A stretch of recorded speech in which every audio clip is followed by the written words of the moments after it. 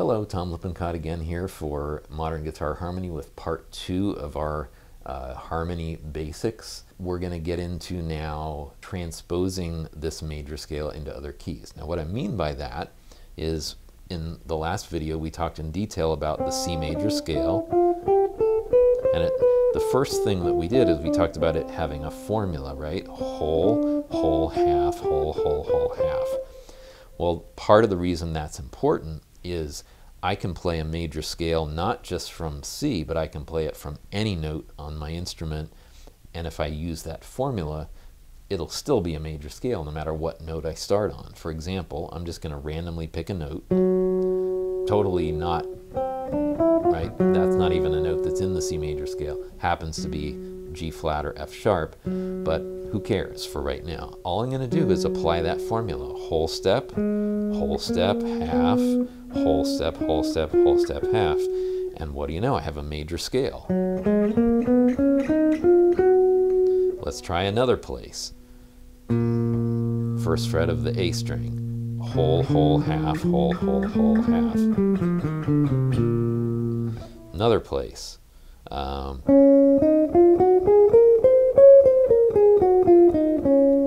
So you can play a major scale if you know that formula from any fret, any note on the guitar, as long as you apply that formula. Now, things start to become complicated when we figure out what to call all those notes, because, you know, as we saw before, there's a whole bunch of them. There's 12 of them, right? There's all the natural notes, 7 of those, plus 5 more that are either sharps or flats. So how do we know, you know, which ones to use and what to call them when we're playing any given major scale? And so that's where the cycle of fifths comes in. We're going to take a C major scale, back our old friend that we saw in the first video, C major scale on the B string. C, D, E, F, G, A, B, C, right? Okay, what if I took a C major scale like that, but I started not on C? What if I started it on G? But I'm still going to use all the same notes, C, D, E, F, G, A, B, C. But I'm going to just start in a different spot.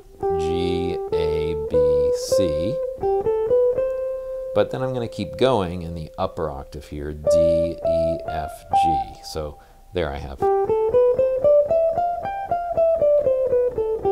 C major scale, but going from a G to a G, right? All right, well, as it turns out, it just so happens that the intervals contained in that set of notes that I just played are almost the same as a major scale. Whole step, half, whole, whole.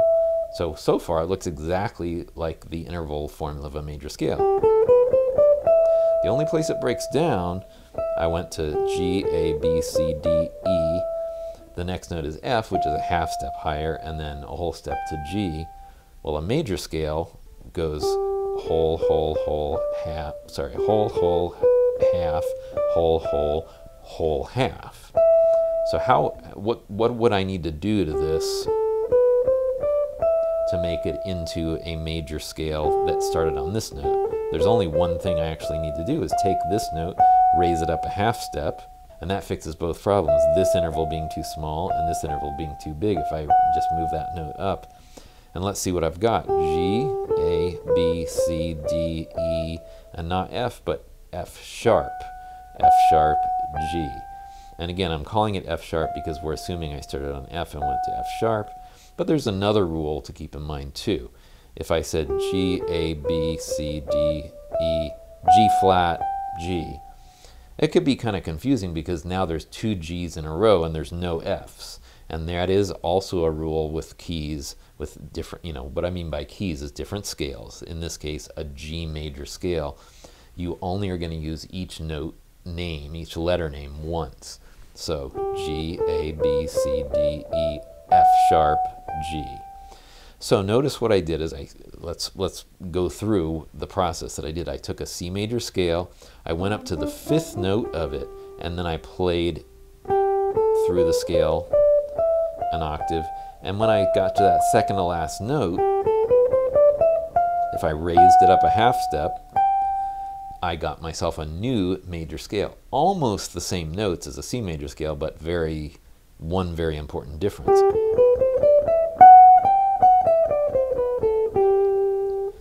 And sure enough, if I go to my open G string, I can apply that formula, whole, whole, half, whole, whole, whole, half. And sure enough, the notes are G, A, B, C, D, E, all natural notes, and then F sharp, G. So that gives me a little formula if I want to go to another key. If I take my G major scale now and go to the 5th note of that scale, 1, 2, 3, 4, 5, which now is a D, G, A, B, C, D, and I'll go from D to D on the G string. D, E, I'm going to keep the F sharp where it was, D, E, F sharp, G, A, B, C, D. Once again, I have almost a major scale, whole, whole, half, whole, whole, and then the only problem is here at the end, half, whole instead of whole, half. Once again, if I take the second to last note, which is a C, raise it up, it now becomes C sharp, D, E, F sharp, G, A, B, C sharp, D. So notice there's a little pattern here also forming. Key of C had no sharps. Key of G, which we say is a 5th away because it's, you know, C, D, E, F, G, has 1 sharp. Key of D, which is a 5th away from the key of G, G, A, B, C, D, has 2 sharps. F sharp, which is held over from the key of G, and then C sharp now, which is the new one. So look here at the cycle of 5ths graphic here, and you'll see that this continues all the way around. If I take a D major scale now, I'll go to my open D string, D, E, F sharp, G, A, B, C sharp, D, start on A, and go up the D major scale, A, B, C sharp, D, E, F sharp, G, A. Once again, all I need to do to make this into an A major scale now is change the G to G sharp, A, B, C sharp, D, E, F sharp, G sharp, A, and so forth.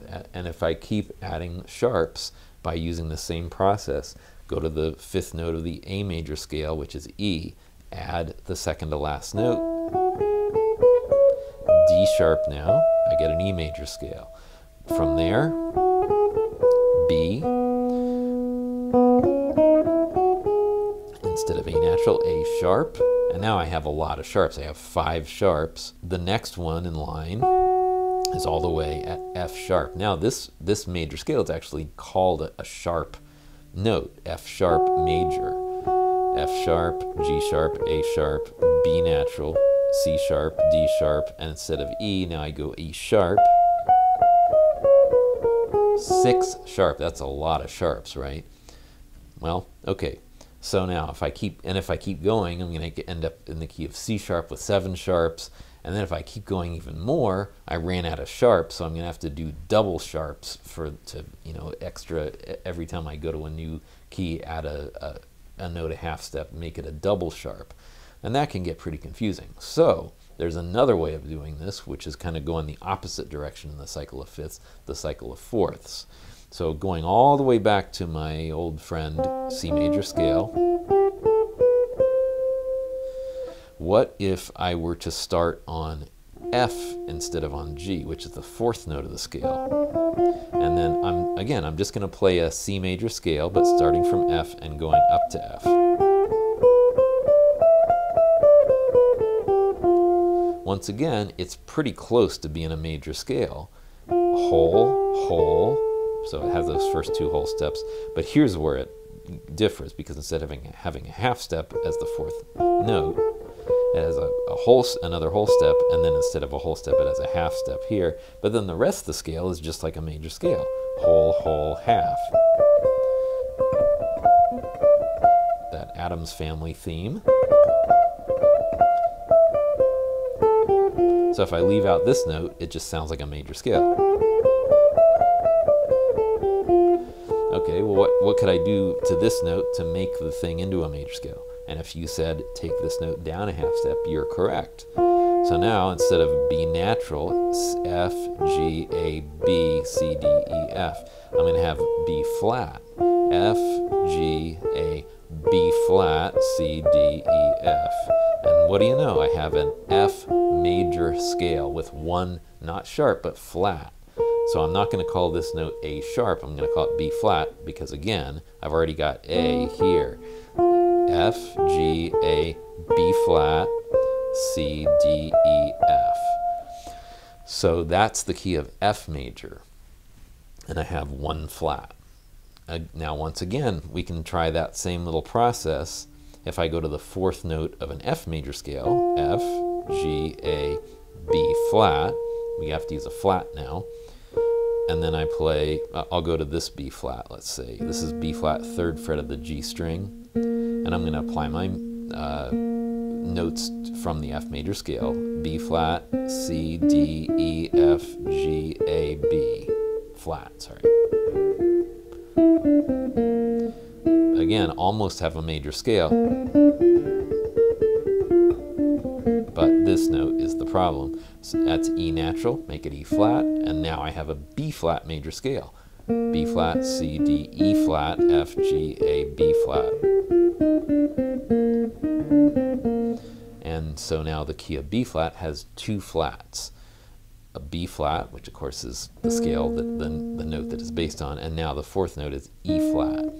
So every time I go in the cycle of fourths, one from C to F, lower the 4th note of the new scale by 1, make it a flat, keep the flat held over from the key of F, and then lower the new 4th note by another half step, and that's going to be my 2nd flat. And then if I keep going, I'll end up the key of E flat major, 1st fret of the 4th string, E flat, F, G, A, B, C, D, E flat. That's a B flat major scale, played from E flat to E flat.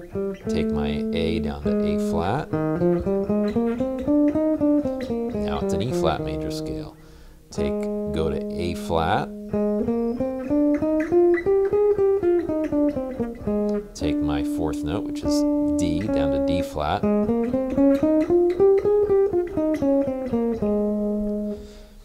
Go to the 4th note there, which is D flat.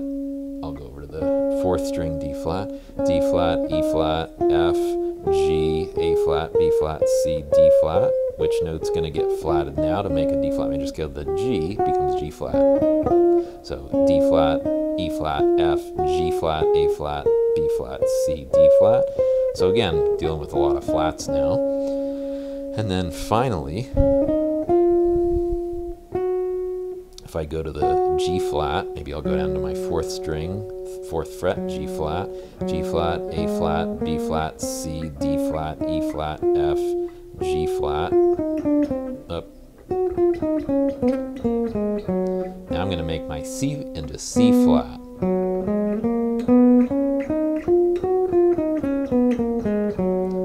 And we went all through the cycle of fourths, all the way down to the key of G flat, which has 6 flats.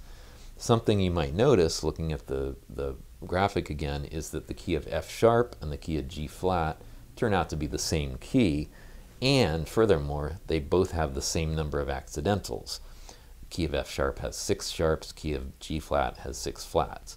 So I would much rather deal with, let's say in the key of D flat, I could call it C sharp, but I'd have 7 sharps, versus in the key of D flat, I'd have 5 flats. I'd rather deal with 5 flats than 7 sharps. So would most other people in the music world. So usually you never see the key of C sharp.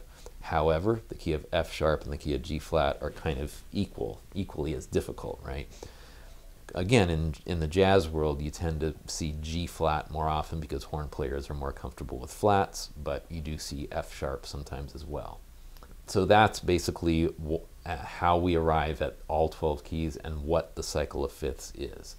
Now, one other thing before we finish up is how do you make sense of all this? You're brand new to this, maybe you understand how this theory stuff works now, but you're like, okay, but I don't really know what the notes are on the fingerboard. How am I going to learn that? Well, we've already gone through the C major scale, and that's where I would start. Even though it's good to understand about all the other keys, I would say don't worry about the sharps and flats at first. Just worry about the natural notes on each individual string, and then eventually put them all together.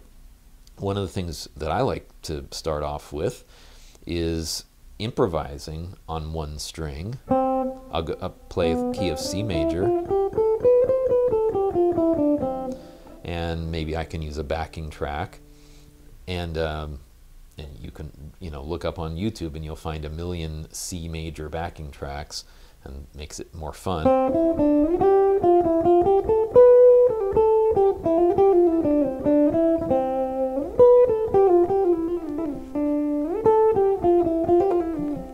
So I'm just kind of learning intuitively where all those notes are, and my ear will tell me if I go wrong. Whoops, especially with the backing track on. Okay, so that's one kind of fun way to do it. Another way is what I call note rows. And if you'll see behind me here, I just randomly wrote out a bunch of pitch names, and I'm going to pick a string. So since we're dealing with the B string, I'll start there. And the first letter is A. I'm going to try to find an A on the B string. There's my A at the 10th fret. Next one is C, up, first fret. Next one is G, 8th fret. Next one is B, open string, or I could play at the 12th fret. E, 5th fret. D, 3rd fret. F, 4th fret. Okay, so, and I can take that same row and practice it on a different string. Let's say the D string now. A, C, G, B, E, D, open, F, right? And so I can actually get more mileage out of that one little note row because it's going to be different on each string. Another thing that I can do to challenge myself is to set a tempo and try to find the notes. And what I want to do is figure out a tempo that challenges me but doesn't like leave me in the dust. So I don't want it to be super easy, but I also don't want it to be so hard that I have no way of keeping up. So let's say I'm thinking maybe this tempo, 3, 4, 1, and I'm going to play one note every 4 of these clicks. Like let's say I had a metronome, and I'll do this on the B string. 1, 2, 3, 4, A, 2, 3, 4, C, 2, 3, 4, G. Let's say that was super easy for me. I could speed up my metronome, or I could do fewer clicks. A, 2, 3, C, 2, 3, G, 2, 3, B, 2, 3, and so forth. And you can challenge yourself different ways by faster tempos or fewer clicks for each note. And pretty soon, if you work on this a little bit every day on different strings, you'll get to know where these notes are. Eventually, you do want to start adding your sharps and flats. And let's say that you also want to get good at reading notation. You'll see behind me here, this is an example of a note row written as notes on the staff. Now I have this one, I wrote them out, notes that are playable on the high E string. So I didn't write anything out lower than the top line of the staff, because that's where this E is. And then I went to about this G up here, the 15th fret. I think that's my highest note in the note row. So I'll just play through that. And notice also that I'm saying the name of the note as I play it to help cement that in my mind. Okay, so here we go. 2, 3, 4, C, 2, 3, 4, F, 2, 3, 4, A, 2, 3, 4, E flat, 2, 3, 4, A sharp, 2, 3, 4, B flat, 2, 3, 4, F, 2, 3, 4, G, 2, 3, 4, C sharp, 2, 3, 4, C, 2, 3, 4, G flat, 2, 3, 4. There was a little trick in there in the middle. I had an A sharp and a B flat next to each other, and that throws people sometimes, but that's a good challenge to get past. Okay, so those are some different ways you can get to know the notes on the fingerboard. And the better you know them, the better off you're going to be with harmony and with playing music in general. As far as reading music goes, it's not absolutely necessary. Some of the best guitar players in history, the great Wes Montgomery, didn't read music. So you don't have to read music to be a great jazz guitarist or any other style.